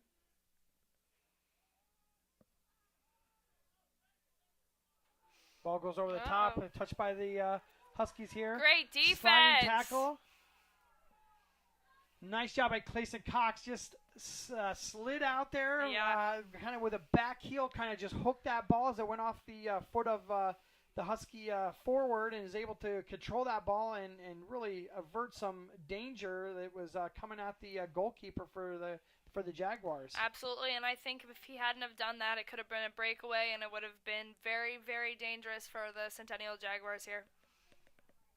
So great play by him. It's an interesting dynamic that the wet grass does bring, because on a dry field that play probably doesn't happen. With the wet field, you have the ability to be able to slide a little bit and get in front of that play there. Yeah, and that's kind of a positive about the rain. That's what I one of the few things I like about playing in the rain is it makes me slide a little more, and I get a little extra length on my dives there. But that's about it for things I like about the rain. Just had a substitution going into the game. Substitutions for tonight's game are brought to you by Dr. Stacy Munger and the crew of Heart of Ankeny Animal Hospital.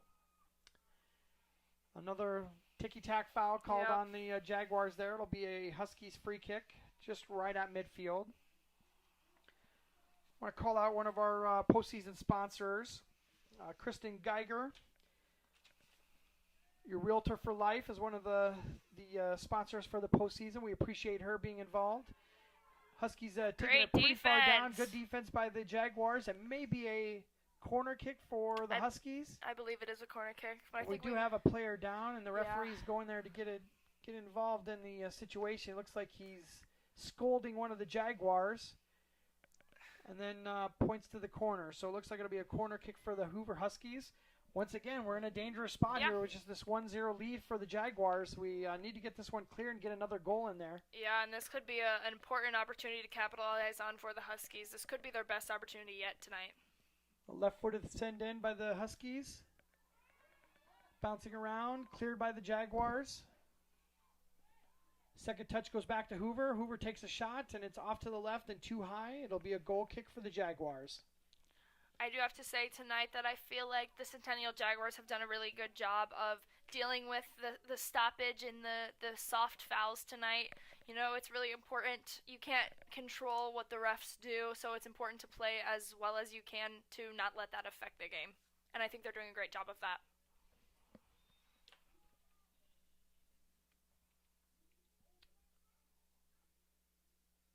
Okay, injury on the field, stopping the clock.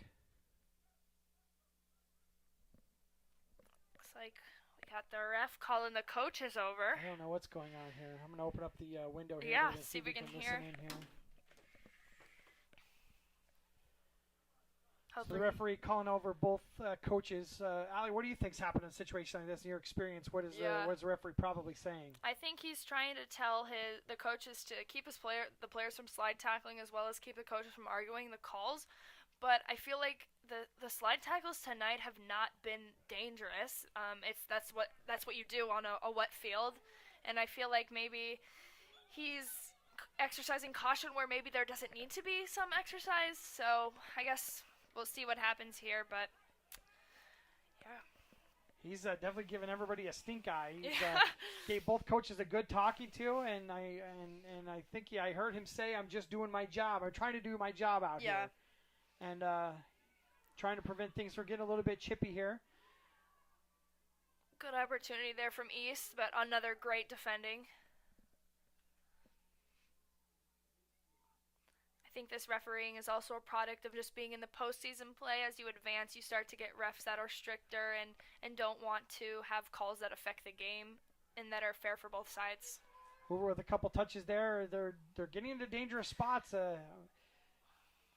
As a Jag fan, I got to be a little bit nervous about where this game is going. We need to get this back line set up and get these balls out of there. And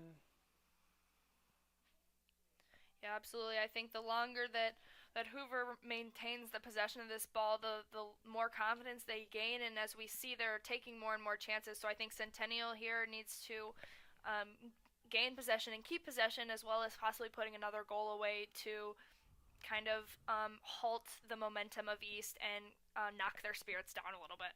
Braden Thiele just entered the game, number 13 for the Jaguars. Substitutions tonight are brought to you by Dr. Stacy Munger and the crew at the Heart of Ankeny Animal Hospital. Appreciate their support all season long. The throwing on the far side there. We also want to thank one of our other postseason sponsors. A big thank you out to Nick Jarash Fitness. Unlock the potential of every athlete through cutting-edge performance programs from speed to power to elite level coaching. Nick Jarash Fitness. Looks like maybe the rain stopped a little bit, so hopefully we can keep the rain out of the forecast for these next 14 minutes of the game. A handball or a foul called on the Jaguars. It'll be a free kick for Hoover. They're utilizing the rolling ball in, apparently. That's what I was just going to say, is the referee needs to turn around because the ball has to be completely stopped when you play it, and seems like he's not really watching for that. And I think that's the third time I've seen them do that. I agree. They're definitely milking that for as long as they can until they get scolded for it. Oh my gosh! Bounce over. He went for the punt. Our Centennial's goalkeeper punted it, and hit off the Hoover person's back and went almost into the goal. And now it's a goal kick. Holy cow! Did it bounce over the top? It looked like it bounced right over the top, didn't it? I have no idea, but that freaked me out as a goalkeeper. From this angle, it was tough to see exactly what happened there, but it looked like it went right over the top. Yeah, that's worst case scenario as a goalkeeper right there. I was just saying the crowds definitely got into it on both sides, and the crowd just let out a unanimous gasp right there as that ball happened, as well as you, Got another dangerous ball here. Two defenders converging on it, and one of them sends it out of bounds. It's going to lead to another corner kick for the Hoover Huskies. Yeah, it really seems like Hoover is capitalizing on this momentum, and Centennial needs to slow them down. The last 10 minutes of the game have really been down here in the Jaguar defensive set here. Yeah, I feel like if this continues, Hoover might put one in the back of the net. Hoover puts the ball into play. Great positioning. It's headed into the goal. It's a score for the Hoover Huskies. It's a 1-1 tie with 12 minutes left to go in the game. I unfortunately called that one. Number 10 for the Huskies has scored the goals, Ben Masungo. Wow, you can feel the stands shaking here as the Hoover fans are absolutely excited about this one, as they should be. 1-1 game with 12 minutes to go. Wow. Unfortunately, I called that one, and now the Centennial Jaguars need to be able to battle back here and try to gain some momentum. Definitely a spring in the step for the Huskies. Oh, for sure. Right now, they're running on double speed right now.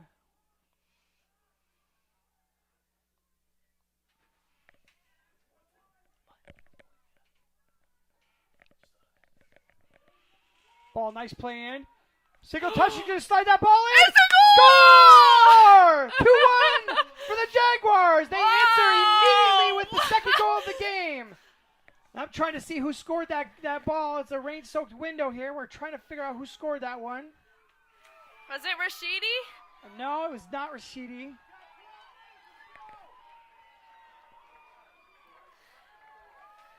I think it was number 13, Brandon Thiele, I believe, scored that goal.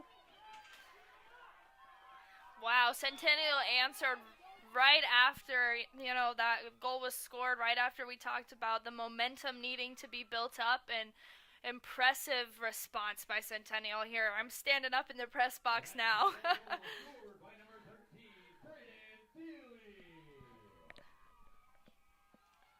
confirmation on that goal, at least by the PA announcer, but I'm pretty sure that's who scored that goal. Just the whole stadium has just gone really electric in the last 3 minutes here. Seemed like very close to being out of the goal keep box when he picked that up. I definitely thought he was, but I guess the AR wasn't going to call that one. Because it's not where your feet are, it's where you touch the ball. And it looked like he touched that ball right outside of the box, leaned over and grabbed that ball. Yeah. Which he really didn't need to. He could have taken a step back, let it bounce, or let that bounce go a little bit more and picked up that ball. Yeah. Well, I'll tell you what, deflating situation for Hoover, a deflating situation for the Jags, and then a deflating situation for the Hoover Huskies, all in the span of about 45 seconds. Yeah. We do have a break in the action right now. Looks like Rashidi Ashbami is down again. I don't think I saw him run into anybody, but he's been nursing a couple injuries here. Had a couple good contacts with some of the Husky defenders, so he's getting back to his feet here gingerly. He'll probably be replaced in the game. Yeah, now's the time for him to rest. Got 11 minutes remaining.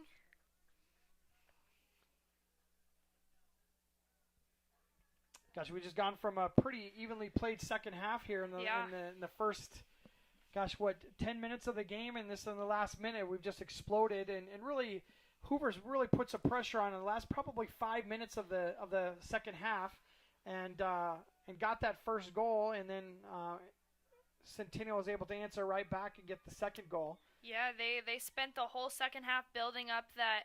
Oh, we got another card. I think it might be for time wasting because I think he might have booted that ball out of bounds. Yeah. So that's Ben Masungo, the goal scorer for the Huskies, is going to be on a yellow card now. He'll have to leave the game. Yeah, Hoover spent the whole second half building up their momentum there to that goal, and then right away it was quashed by the Jaguars, and it seemed like maybe the Jaguars needed to be scored on there to get that fire lit under them to score another goal. Huskies pushing up forward here with several people. We got a handball that's going to give the Huskies a set piece. They're hustling up to the play with just 10 minutes left to go here in the second half. They're setting the ball down. Number 17, Denny Sarugo, stepping up to take the free kick.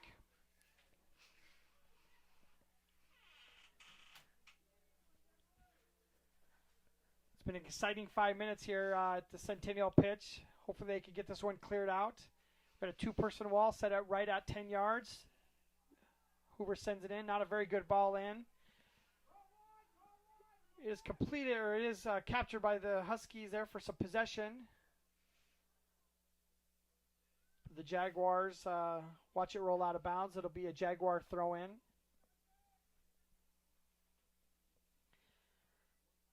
Now, Ali, you'll correct me if I'm wrong, but as a Jaguar, you're probably still looking to press, but you're also trying to get time off that clock. So what kind of techniques do you guys use as athletes out there on the field to waste time in a effective way that's not going to get you a penalty called? Yeah, absolutely. You want to take your time on any throw-ins or free kicks.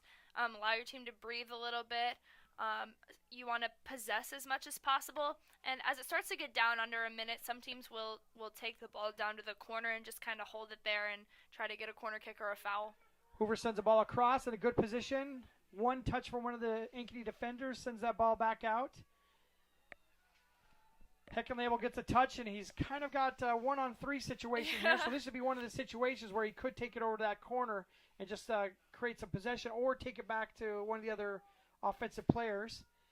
Gonzalez is going to take a shot over the top, just a bit outside.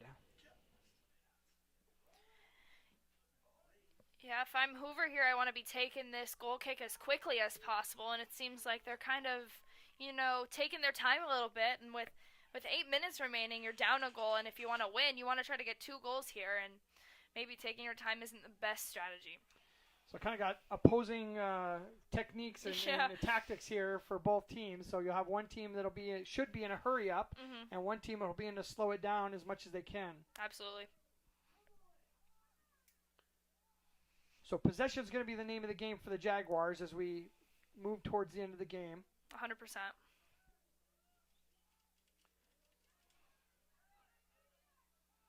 Heckin Label's got some control down to the end. Is he going to get a corner kick out of that? He is not. Looks like we've got an injury. So we got another stoppage of the clock here. I think we do have a goal kick here as well. Depending on the outcome of the game, just feel free to stay with us. We'll get some coverage of, is it a banner that you guys get for the state state win or for the state opportunity? Yep. We'll be covering that at the end of the game. So everybody who's watching, make sure you stay tuned for that after the game. And we're going to giving our player of the game the Lamberti, Goki, and Lucci player of the game at the end of the game as well. So be thinking about that, Allie, as we move forward here. Oh, I will. Don't worry. Got a couple choices here tonight, but that's good. I like when it's a tough choice.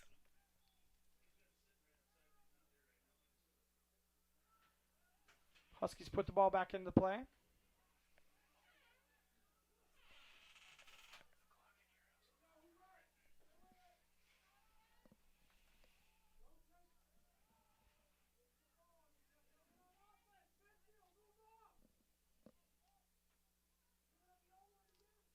Crowd's definitely ramped up a little bit. We can hear, even with the closed windows here, we could definitely hear the crowd yelling out instructions to each of their respective teams.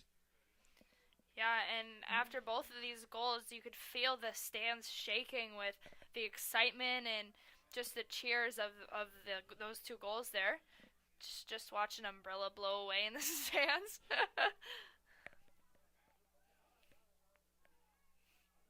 Huskies with a little bit of possession, moving it down the field. Sending it to the outside for number 7. Javier Flores sends it into the middle.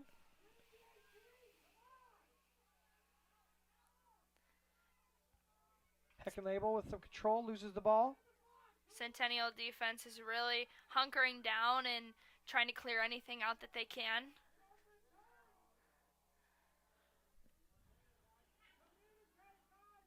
Javier Flores tries to slide it through for somebody to get connected up with, and nobody was there. 6 minutes left to go here in the game. Clock's a little bit off on your screens here, but there's still 6 minutes left to go. I think we missed one of the injuries, but yeah, just a little bit under 6 minutes now left in the game. Our producer Andy's going to get it caught up here.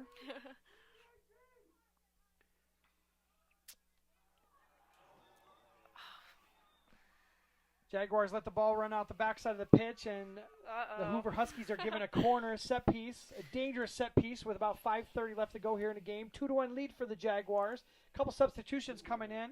Substitutions tonight are brought to you by Dr. Stacy Munger and the crew at Heart of Ankeny Animal Hospital. Yeah, I don't know if I agree with that corner kick call just based off of the player there. Typically, you don't shield it out and let it roll out. If it hit off you, you want to try to keep it from a corner kick. Huskies send the ball in. Dangerous play. Header. Touched by one of the defenders, and a high kick by one of the Huskies. Sends the ball to the right and too high. Holy cow, when he raised that leg up and snapped that foot, I thought maybe it might be going in for a really beautiful goal for the Huskies. But it was not to be. Number 17 took that shot. Danny Sarugo. You can just feel the tensity up here and on the field tonight. Got the time fixed up, so we're just at 4:40 left to go here in the game. It's going to be important coming down to make sure we got that time right and can celebrate a win or whatever's going to happen as we move forward here.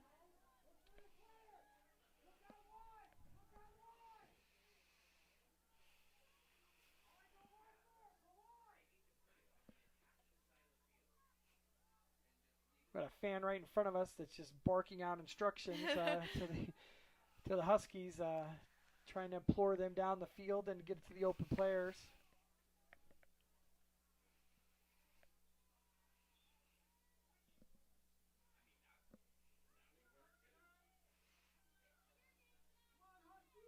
Helmkamp sending the ball into play.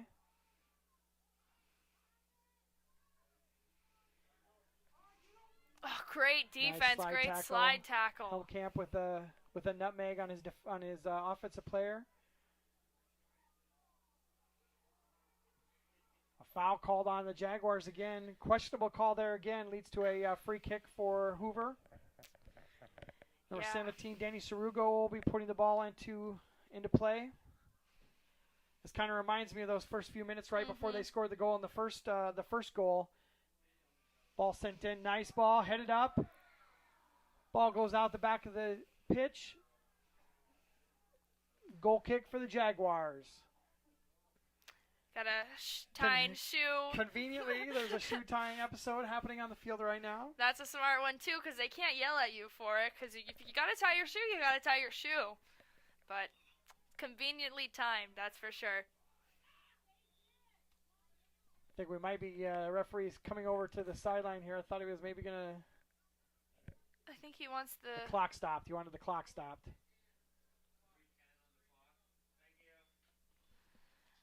So they were on to their little ploy. They're putting the clock back up to 3:10. So we'll probably hold the clock on the screen here, and we'll start it again when it's back at 2:42.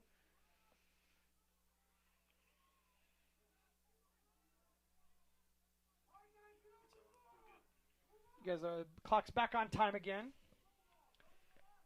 Huskies are not going to go quietly into the night for sure. There's definitely been some pressure. Evan Larson with a couple touches. They're trying to get it up the edge of the field. It'll be a throw-in for the Huskies.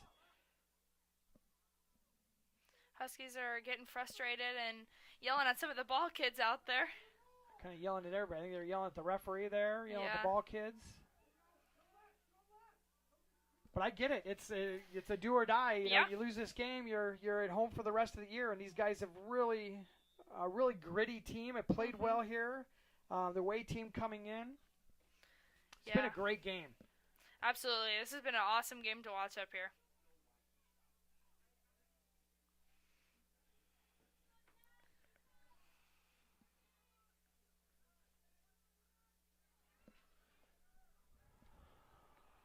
So I wouldn't be surprised if we see some of this taking it to the corner situations here right now, trying to waste some more time. This is the time to do it, that's for sure. Another tactic here we saw is to kick it as far away as possible and make them have to wait for the ball. Got an illegal throw-in. Trying to take the ball too quickly. Got too excited and lifted up that back foot on the throw-in and caused for a penalty. Is that a penalty called? A penalty or a foul? I think it's just a turnover. Yeah, just a turnover. Yeah.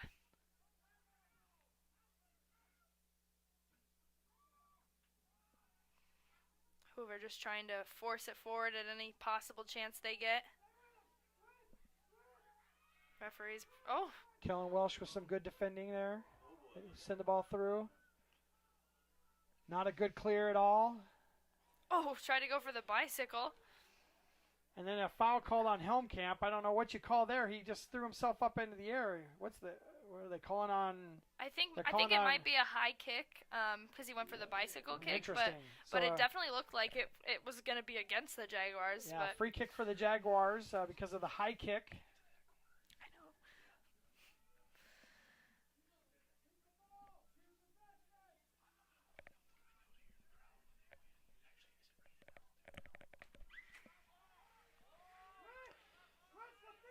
Probably start to hear some of the sounds of the crowd as we've been able to open up the window as the rain's kind of subsided a little bit here.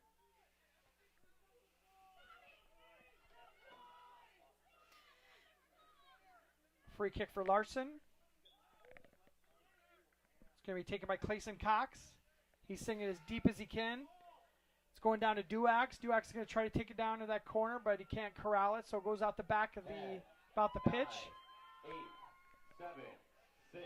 What a great win for the Jaguars here. 3, 2, 1. That's the end of the game. It's a 2-1 win for the Jaguars. Sub-state champions. We're going to stay here and watch some of the festivities as the team celebrates. I'll just be quiet here, and you guys can take in some of the sounds of the crowd. A big congratulations to the Hoover Huskies on a fantastic season.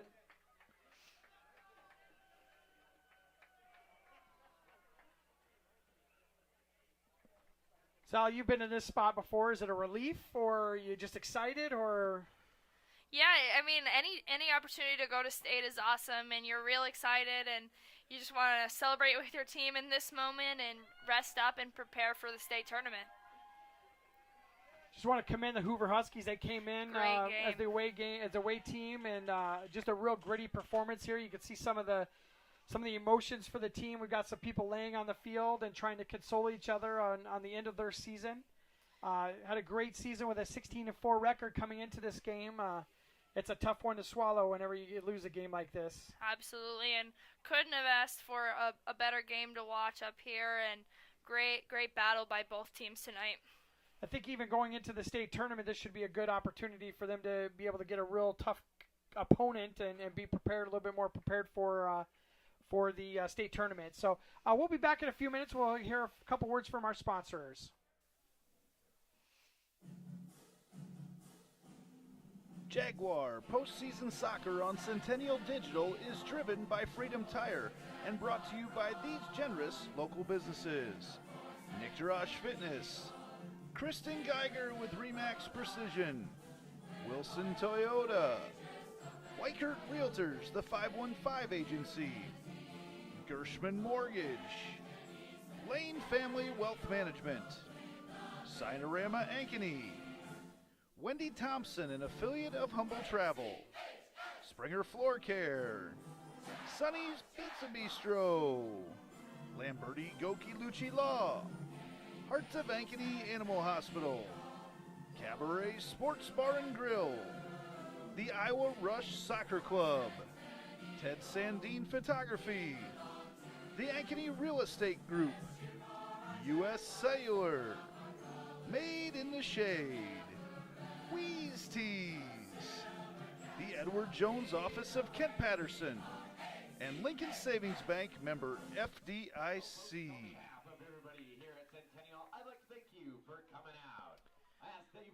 We're just catching the tail end of the celebration as the Centennial Jaguars got their state banner. Everybody's pretty excited. Until then, this has been Kate Tomlinson. Watching a game and tracking stats can be difficult, but that's why we've got a full team here doing it for us. Let Lane Family Wealth Management track your retirement stats so you can enjoy the game of life. Contact Lane Family Wealth Management at 515-322-7971 and set up your free retirement consultation today. So, Allie, interesting game, right? We had some back and forth. Some of the teams looking really good at certain times and not so good. Sloppy weather conditions. It's cold. It's wet. It's rainy. Everybody's soaked to the bone. But that Lamberti Goki Lucci Law player of the game, who do you think you want to give it to tonight? Yeah, I'm thinking Braden Feely. He had that game winner there, and it was just a great team effort, and he followed up and put that ball in the back of the net. Yeah, it's a good pick for you, Allie. We just want to thank everybody for watching tonight. Again, the final score was 2-1 for the Ankeny Jaguars. They won that berth to state. Our next production on Centennial Digital, driven by Freedom Tire, will be tomorrow night, where the Centennial Gals will be picking up their final game for the sub-state against the Johnston Dragons. Should be a great game. It's a 6 o'clock game, so if you can make it out here, we'll see you here. But if you can't, as always, you can catch all home games right here or on the Central Iowa Sports Network YouTube channel. I'm Austin Aller with Allie Jumper. We are calling it a night. Thanks, everybody. Good night. Jaguar postseason soccer on Centennial Digital is driven by Freedom Tire and brought to you by these generous local businesses: Nick Jarash Fitness, Kristen Geiger with Remax Precision, Wilson Toyota, Weichert Realtors, the 515 Agency, Gershman Mortgage, Lane Family Wealth Management, Sinorama Ankeny, Wendy Thompson, an affiliate of Humble Travel, Springer Floor Care, Sonny's Pizza Bistro, Lamberti Goki Lucci Law, Hearts of Ankeny Animal Hospital, Cabaret Sports Bar and Grill, the Iowa Rush Soccer Club, Ted Sandine Photography, the Ankeny Real Estate Group, U.S. Cellular, Made in the Shade, Wheeze Tees, the Edward Jones Office of Kent Patterson, and Lincoln Savings Bank, member FDIC.